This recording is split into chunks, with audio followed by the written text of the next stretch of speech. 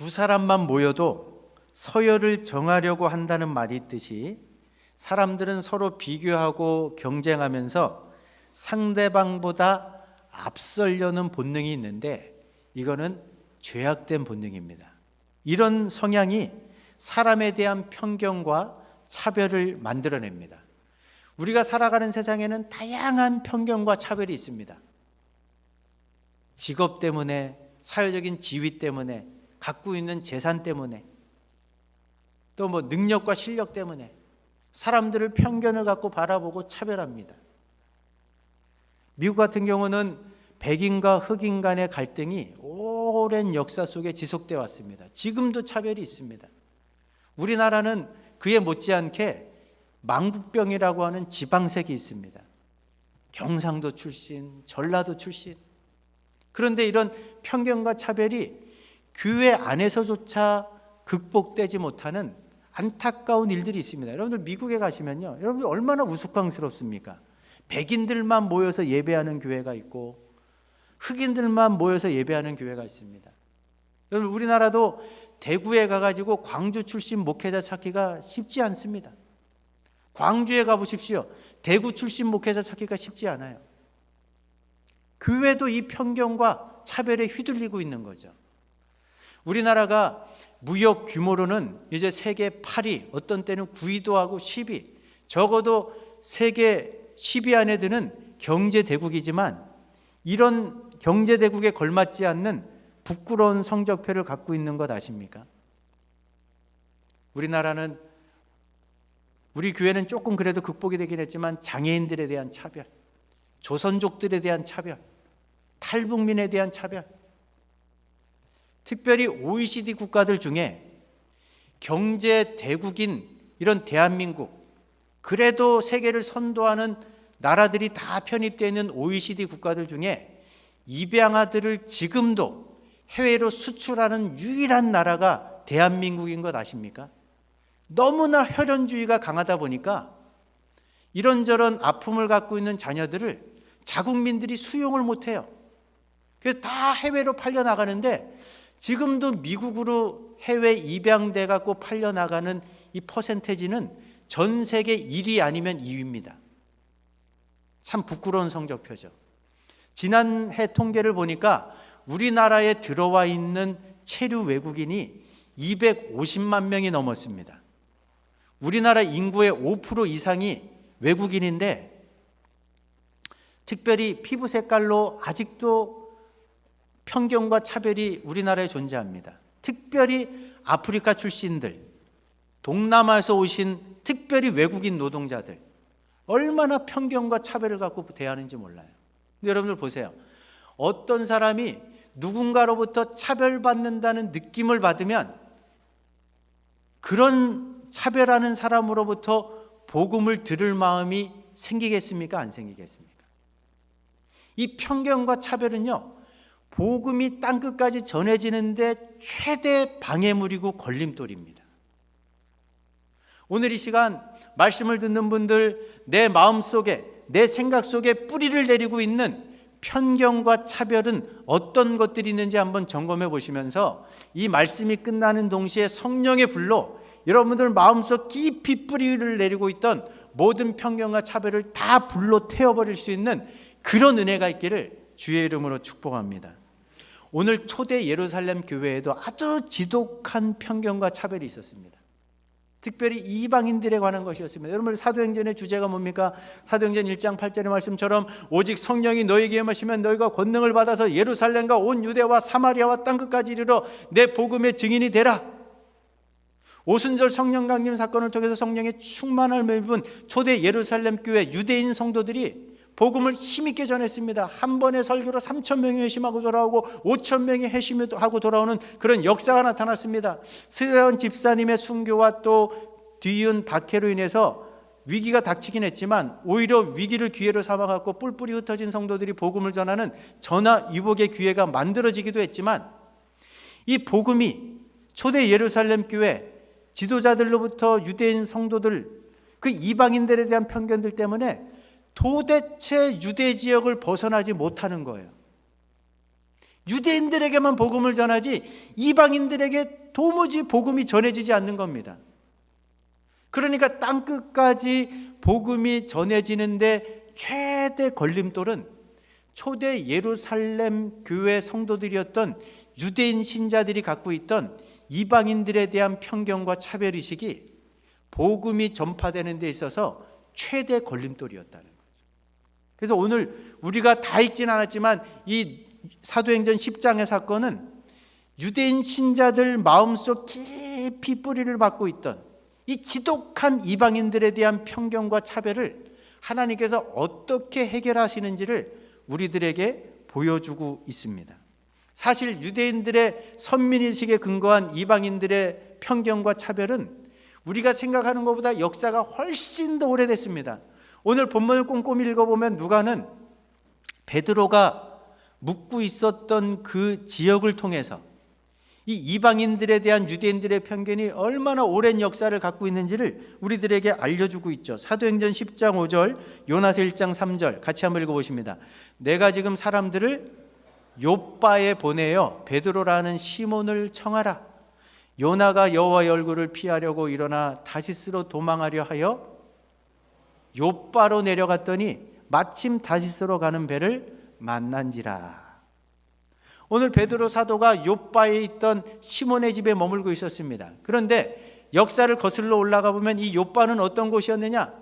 구약에 대표적으로 이방인들에 대한 편견에 사로잡힌 선수한 사람이 있었습니다. 바로 요나입니다. 하나님께서 이방 나라의 수도인 니느웨에 가서 복음을 전하라고 하니까 그 하나님의 명령을 노골적으로 거부해가지고 니느웨와는 정반대되는 다시스로 가기 위해서 배를 타기 위해 찾았던 항구가 바로 욥바였다는 거예요. 요나서 말씀 보면 우리가 작년에 살펴봤지만 하나님께서 이 요나의 이방인들에 대한 편견과 고집과 아집을 깨뜨리시기 위해서 폭풍을 보내시기도 하고 성난 파도를 일으키시기도 하고 결국은 요나가 바닷속에 던져지지 않습니까? 그런데 하나님께서 그를 궁일히 여기셔갖고 큰 물고기를 준비하셔갖고 딱 요나를 삼켜버렸어요. 이게 엄청난 사건이지 않습니까? 그런데도 요나는 변하지가 않아요. 여러분들 요나서 1장 17절 말씀 한번 읽어보실까요? 여호와께서 이미 큰 물고기를 예비하사 요나를 삼키게 하셨으므로 요나가 밤낮 3일을 물고기 뱃속에 있으니라. 물고기 뱃속에서 하나님, 내가 이방인들에 대한 지독한 편견과 차별의식을 갖고 있었습니다. 내 죄를 회개합니다. 이번 한 번만 살려주시면 내가 다시 니느웨로 가서 복음을 전하겠습니다. 하나님의 말씀을 전하겠습니다. 그렇게 절절한 마음으로 회개해가지고 하나님이 궁일히 여기셔서 요나를 니느웨에 토해내셨어요. 이 엄청난 사건을 경험하고도 요나가 바뀌지 않습니다. 여러분들, 요나가 그냥 대충 전한 말씀을 듣고도 니느웨 백성들이 왕으로부터 가장 아래에 있는 사람들까지 죄를 뒤집어 쓰면서 회개하니까 그들을 불쌍히 여기셔갖고 니느웨 백성들을 용서하시겠다고 하니까 요나가 하나님의 처사를 이해할 수 없다며 어떻게 합니까? 분통을 터뜨립니다. 심지어 요나는요, 하나님을 향해 고래고래 소리를 지르면서 지금 당장 저를 죽여주십시오. 저 니느웨 이방 민족들이 회개하고 돌아오는 꼴을 보느니 차라리 하나님 앞에서 지금 죽는 게 낫겠습니다. 막 생떼를 부리는 겁니다. 어이가 없잖아요. 하나님께서 요나를 향해서 지금 내가 이렇게 화를 내는 것이 옳으냐 말씀하시는데도 그 하나님을 향해서 내가 성내어 죽기까지 할지라도 옳습니다. 고집을 피우면서 끝까지 자신의 뜻을 굽히지 않았습니다. 여러분들, 우리가 갖고 있는 편견과 차별은요, 우리가 생각하는 것보다 훨씬 더 심각한 문제입니다. 이 엄청난 사건을 체험하고도 이방인들에 대한 요나의 편견은 조금도 바뀌지 않았어요. 조금도 해소가 되지 않습니다. 오늘 심지어 초대 예루살렘 교회도 마찬가지예요. 여러분들, 예루살렘 교회가 어떤 멤버들입니까? 예수님의 죽으심과 부활하심을 직접 목격한 사람들이 여기 주축 멤버들이에요. 마가 요한의 다락방에 임한 성령 강림 사건을 통해서 성령을 받은 사람들입니다. 성령의 충만한 은혜를 누리고 있는 사람들이에요. 그런데도 해결 못하는 것이 이방인들에 대한 편견과 차별이에요. 그래서 복음이 지금 꽉 막혀 있는 거예요. 도대체 유대 지역을 넘어서질 못하는 거예요. 이제 이방인들에게로 나가야 되는데 이 유대 신자들이 갖고 있는 이방인들에 대한 편견과 차별이 깨지지 않으니까 복음이 제한되는 거예요. 위축될 수밖에 없는 겁니다.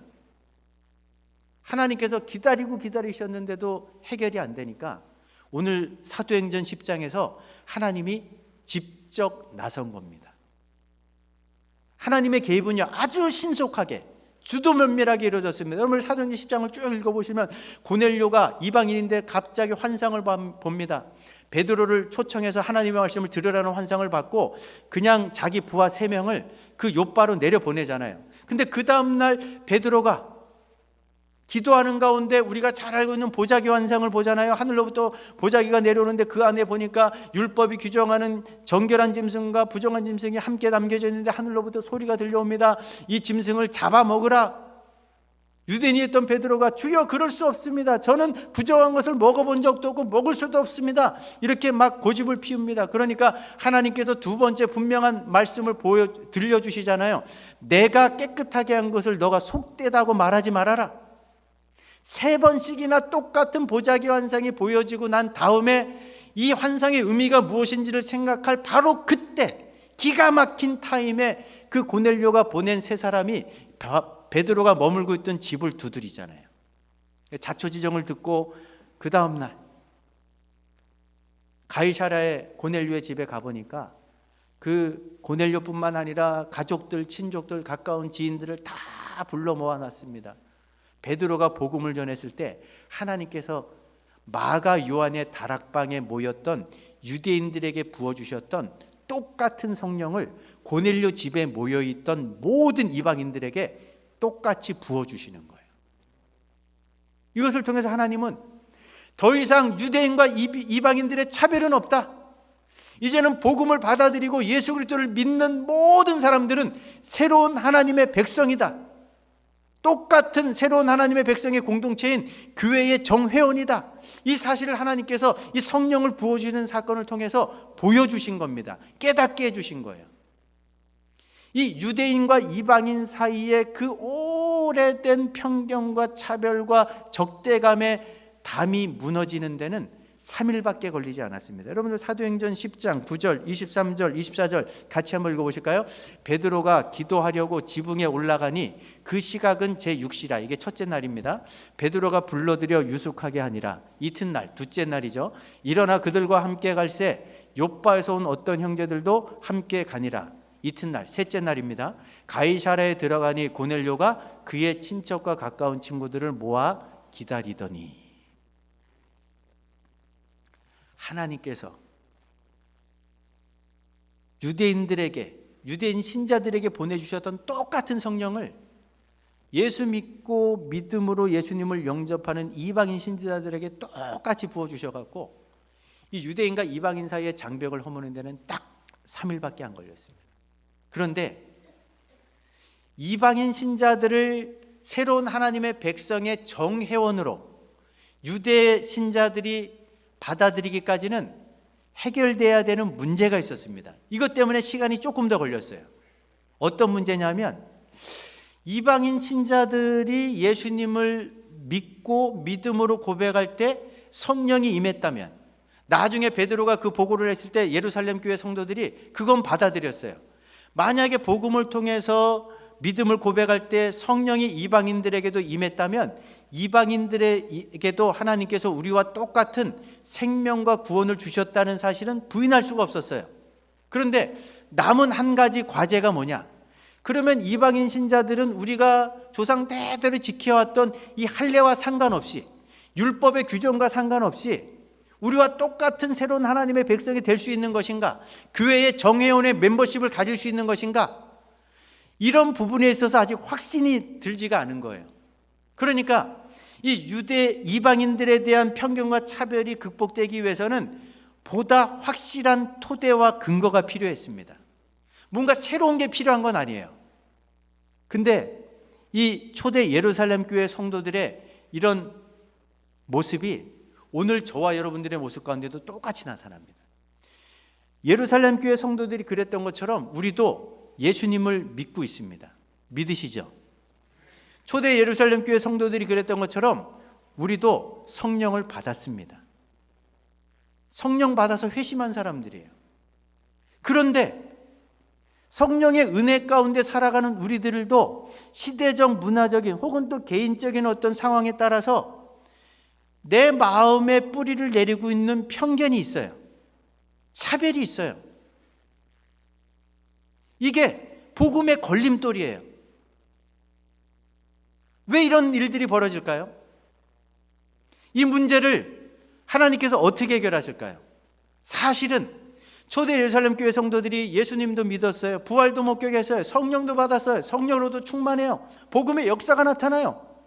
뭐 새로운 걸 받을 필요는 없어요. 그런데 이미 그들이 믿고 있는 예수 그리스도의 복음이 무엇을 의미하는지 이들이 충분히 이해하지 못했다는 거예요.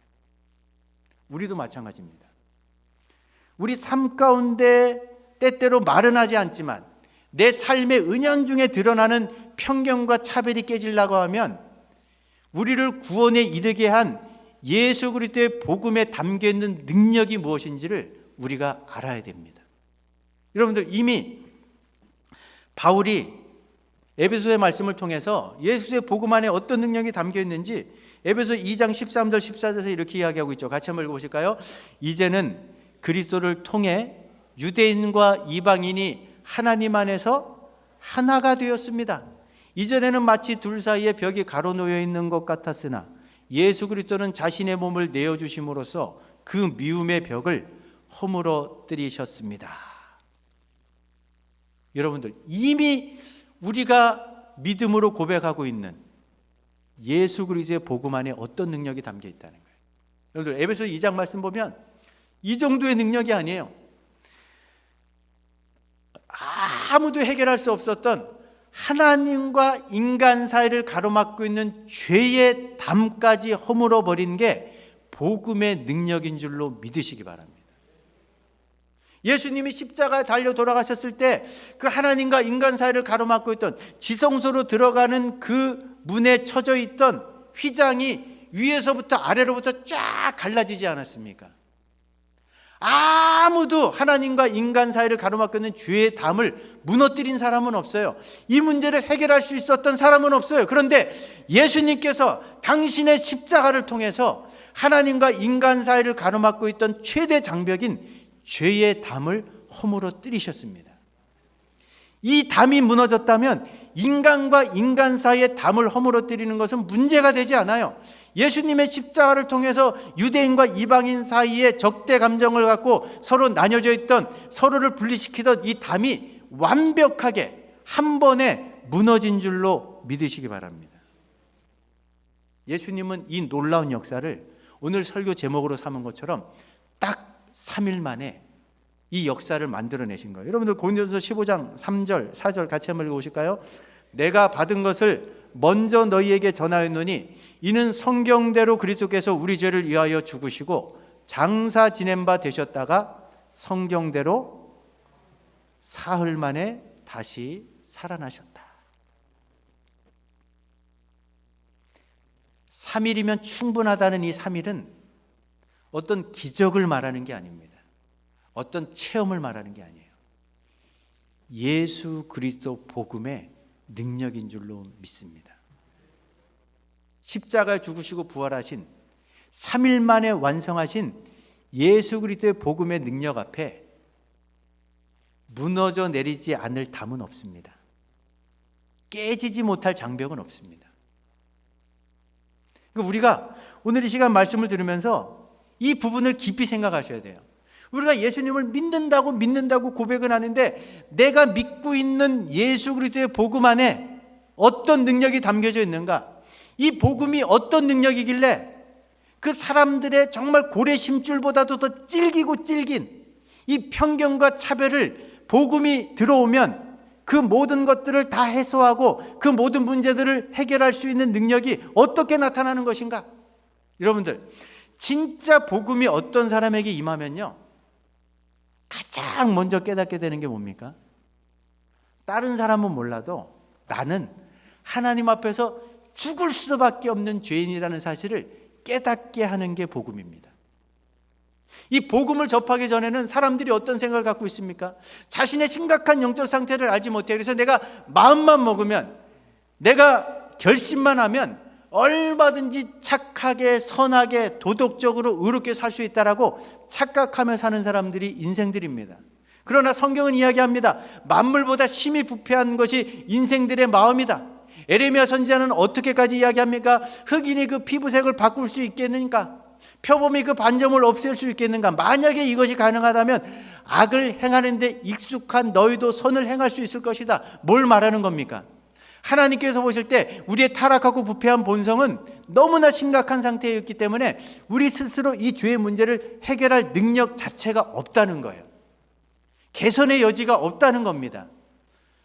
이 내가 하나님 앞에 죽을 만큼의 죄인이라는 사실을 깨달아야지만 다른 사람들을 차별하면서 편견 가진 시선으로 바라보지 않을 텐데, 이런 것들을 깨닫지 않으니까, 이런 것들이 깨달아지지 않으면 자꾸 우리 타락하고 부패한 본성은 우쭐하는 심리가 생기게 되는 거예요. 자꾸 줄서기를 하게 되는 거예요. 줄을 세우는 거예요. 그러면서 내가 우월감에 사로잡히는 거예요. 다른 사람을 내가 갖고 있는 그 기준을 따라서 판단하게 됩니다. 그러면서 편견을 갖고 바라보게 되고, 그러면서 은근히 차별하게 되는 거예요. 그런 차별하는 태도를 갖고 있는 사람이 복음을 전해봐야 꽁꽁 걸어 잠근 문을 어떻게 열 수 있겠습니까? 그러니까 사단이 교회와 성도들에게 가장 잘 사용하는 수법이 뭐냐? 누군가를 자꾸 이렇게 편견을 갖고 보게 만드는 거예요. 차별하게 만드는 거예요. 그래서 복음의 문을 아예 닫아버리게 만드는 거예요. 이런 것들이 깨지려면 여러분들, 복음이 우리를 어디로 끌고 갑니까? 여러분 사복음서 읽다 보시면 십자가에 달리시는 그 과정 속에서 예수님이, 어떤 사람이 예수님의 얼굴에 침을 뱉어요. 막 얼굴을 후려갈깁니다. 머리에 가시면류관을 씌우고 손과 발에 못을 박아버려요. 채찍으로 막 내리칩니다. 근데 복음의 은혜가 막 밀려 들어오면요, 저 무지몽매한 성난 폭도들이 나와 무관한 사람이 아니라 바로 나였구나, 이 사실을 깨닫게 하는 게 복음의 능력입니다. 예수님의 죽음은 다른 사람을 위한 죽음이 아니라 바로 내 죄를 대신하는 죽음이었구나. 예수님의 십자가의 죽음은 내가 치러야 될 죄의 값을 대신 치르는 그런 죽음이었구나. 나는 그렇게 예수님의 십자가가 아니었다면 정말 개정의 여지가 없는, 하나님 앞에 죽을 수밖에 없는 죄인이라는 사실을 깨닫게 해주는 것이 우리가 고백하는 복음의 위대한 능력인 줄로 믿으시기 바랍니다. 이런 깨달음이 있는지 한번 생각해 보세요. 두 번째, 복음은요, 복음이 어떤 사람에게 임하면 내가 죽을 만큼의 죄인이에요. 두 번째 자연스럽게 깨달아지는 게 뭐예요? 내가 아무리 발부둥 쳐도 내 힘으로는 구원을 얻을 수 없구나. 구원은 100% 하나님의 은혜로만 가능한 것이구나. 이 사실을 깨닫게 만드는 것이 복음의 위대한 능력입니다. 오늘 기독교를 제외한 모든 종교들은 스스로 구원의 길을 찾아 나서라고 이야기합니다. 그러니까 사람들이 조바심을 내면서 그 종교의 신의 비위를 맞추기 위해서 고대의 사람들은 무식하게 인신제사를 드렸잖아요.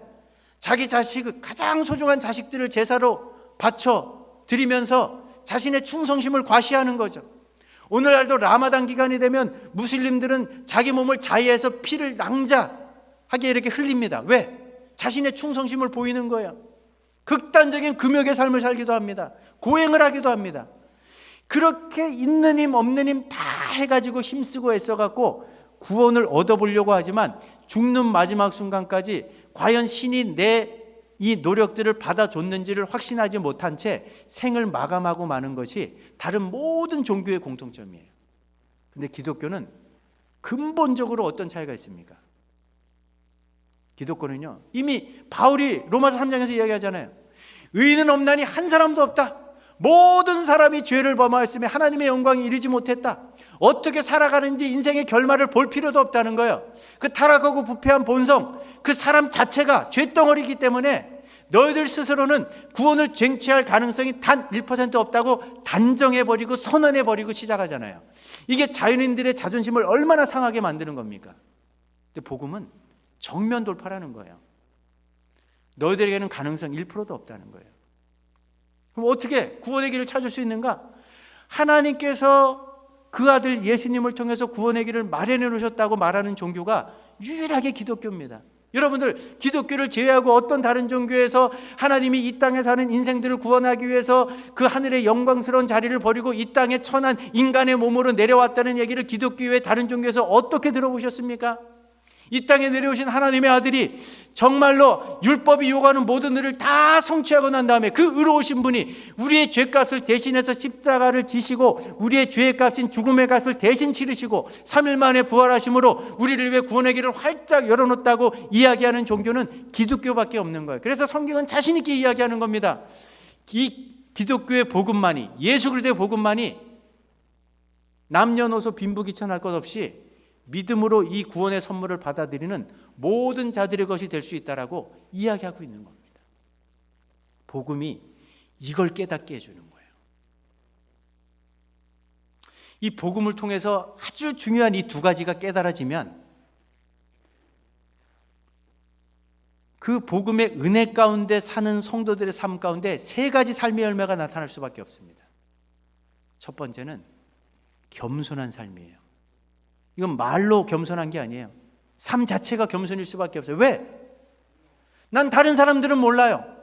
내가 나를 복음의 빛 가운데 생각해 보니까 나는 내가 남들보다 잘나고 뛰어난 부분이 있어갖고 하나님께 구원받은 게 아니에요. 나는 죽을 수밖에 없는 죄인이었어요. 나는 항상 하나님 앞에 부족해요. 그러니까 이런 복음의 깨달음이 그 사람의 인생을 교만하지 않고 겸손한 삶의 자리로 평생 이끄는 줄로 믿으시기 바랍니다. 이거는 배워서 되는 게 아니에요. 흉내낼 수 있는 게 아니에요. 복음의 은혜가 진짜 임하면 우리 인생 자체가 겸손한 삶이 될 수밖에 없는 거죠. 두 번째 나타나는 열매는 뭘까요? 하나님을 의지하는 삶을 살 수밖에 없는 거예요. 조금만 방심하면 질그릇처럼 깨지기 쉬운 인생임을 내가 알고 있는 거예요. 조금만 방심하면 사단의 유혹에 걸려 넘어질 수밖에 없는 연약한 인생임을 알기 때문에 늘 하나님을 바라볼 수밖에 없는 거죠. 늘 하나님을 찾고 찾으면서 의지할 수밖에 없는 거예요. 시편 기자가 고백하고 있는 것처럼 목마른 사슴이 시냇물을 찾아 헤매는 것처럼 하나님의 은혜에 목말랄 수밖에 없는 거예요. 그래서 날마다 고백하는 거예요. 하나님의 은혜가 아니면 내가 오늘 하루를 살 수가 없습니다. 나를 도와주셔야 됩니다. 나에게 은혜를 부어주셔야 됩니다. 이런 간절한 사모함과 의지하고자 하는 마음이 우리를 열정적인 예배의 자리로 이끄는 줄로 믿으시기 바랍니다. 하나님의 말씀에 귀를 기울이게 만드는 거예요. 기도의 자리로 나가게 만드는 거예요. 이 모든 방법들을 통해서 하나님을 날마다 의지하는 자리로 나가게 만드는 거죠. 복음의 은혜를 진짜 아는 사람들에게 나타나는 마지막 세 번째 삶의 특징이 뭐냐? 여러분들, 복음의 은혜는 어떤 은혜입니까? 예수님께서 비유로 말씀하셨지만 1만 달란트의 빚, 우리가 평생을 갚아도 갚을 수 없는 빚을 탕감받은 은혜예요. 이 복음의 빚이 무엇, 이 복음의 은혜가 무엇인지를 아는 분들은요, 다른 사람들을 나와 다른 사람들이라고 하고 편견을 갖고 바라보지 않아요. 차별하지 않아요. 모든 사람들을 포용합니다. 그리고 나에게 아무리 큰 잘못을 했어도 이미 예수님께서 말씀하셨지만 그 빚은 100데나리온밖에 되지 않는 거예요. 결국은 복음의 은혜로 나에게 씻을 수 없는 상처를 준 사람이라 할지라도 그 사람을 끌어안고 용서하는 삶의 자리로 나가는 삶을 살게 되는 줄로 믿으시기 바랍니다. 여러분들, 빌레몬서를 읽어보세요. 빌레몬은 주인입니다. 오네시모가 아마 주인의 재산을 굉장히 축내고 도망친 노예입니다. 그때 당시에 노예는 물건이에요. 그런데 빌레몬이 그 복음의 은혜 안에서 그 도망친 노예였던 오네시모를 품어주잖아요. 용서하잖아요. 이게 복음의 위대한 능력입니다. 제가 언젠가도 말씀드렸지만 한국교회 안에도 이런 아름다운 이야기가 전해져 내려오지 않습니까? 김제 지역의 지주였던 조덕삼 장로님이 자기 집의 머슴이었던 이자익을 담임 목사로 모시고 일평생 충성하며 섬겼다는 이야기. 이게 복음의 은혜가 아니면 불가능한 거죠. 우리 한국교회사의 별처럼 빛나는 우리 손양원 목사님, 동인이 동신이 두 아들을 죽인 안재선을 자기 양아들로 삼아고 키워내잖아요. 복음으로 키워내잖아요. 그 안재선의 아들이 지금 목회하고 있습니다. 복음의 역사가 아니면 이런 일들을 어떻게 만들어내겠어요? 여러분들, 말씀을 정리해 보겠습니다. 여러분들에게 어떤 편견이 있으십니까? 어떤 차별이 있으십니까? 우리가 살아가는 시대, 문화적인 한계를 뛰어넘지 못하고 우리가 성도임에도 불구하고 연약함에 입서했다 보니까 은근이라도 아니면 마음속 생각 한 구석에 누군가를 향한 편견의 시선, 누군가를 향한 차별의 시선이 있을 수 있어요. 그런데 진짜 복음의 은혜가 임하면, 3일 만에 완성된 이 복음의 은혜가 임하면 우리 마음속 가장 깊은 곳에 뿌리를 내리고 있는 어떤 편견도, 어떤 차별도 단번에 완벽하게 해결될 수 있는 줄로 믿으시기 바랍니다. 특별히 여러분들 새해가 됐지만 여전히 용서하지 못하는 분들이 있으십니까? 이 복음의 은혜를, 이 십자가 은혜를 정말 깊이 한번 묵상해 보세요. 3일 만에 완성된 이 복음의 은혜를 깊이 묵상해 보세요. 이 은혜를 붙잡으면 평생 용서하지 못했던 사람도 복음의 은혜 안에서 단번에 용서할 수가 있어요. 그런데 이 은혜를 놔버리면 죽을 때까지 철천지 원수로 살 겁니다. 이 복음의 은혜 밖에서는 절대 마음 중심으로 용서가 불가능해요. 우리 인생들은. 오늘 이 시간 성령 하나님께서 우리 각자의 상황 속에서 깨달음을 주시고 어떤 사람을 떠올리게 해주시고 나의 문제가 무엇인지를 보여주셔서 정말 복음의 최대 걸림돌인 이 편견과 차별의 문제를 성령의 불로 다 태워버리시고 주님 오시는 마지막 날까지 복음의 증인으로 쓰임받는 우리 창운대교의 모든 성도들 될 수 있기를 주의 이름으로 축복합니다.